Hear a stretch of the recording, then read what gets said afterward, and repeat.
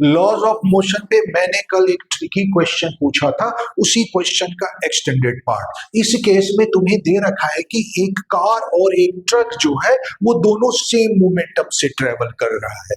अब दोनों का मोमेंटम सेम है और मैं दोनों का इंजन स्विच ऑफ कर देता हूं, तो इस केस में तुम्हें बताना है कि कौन सा व्हीकल पहले रुकेगा और कौन सा बाद में रुकेगा, या फिर दोनों एक ही टाइम पे रुकेंगे।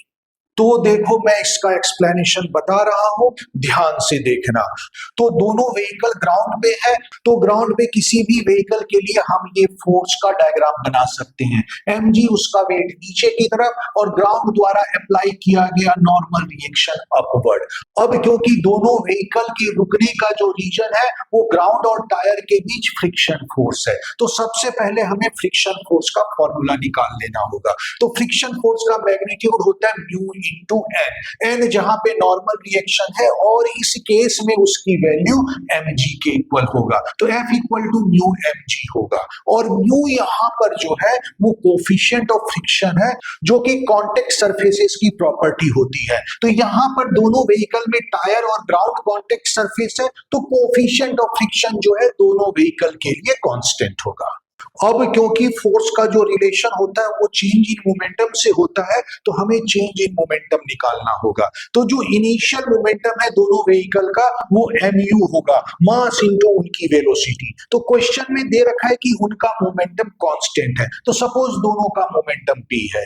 अब क्योंकि दोनों व्हीकल जो है फाइनली जाकर रुक जाते हैं, तो उनका फाइनल मोमेंटम होगा 0। तो चेंज इन मोमेंटम कितना हुआ? Final momentum minus initial momentum, और फाइनल मोमेंटम 0 है और इनिशियल मोमेंटम p है, तो दोनों का change in momentum minus p होगा। तो इतना समझ में आ गया।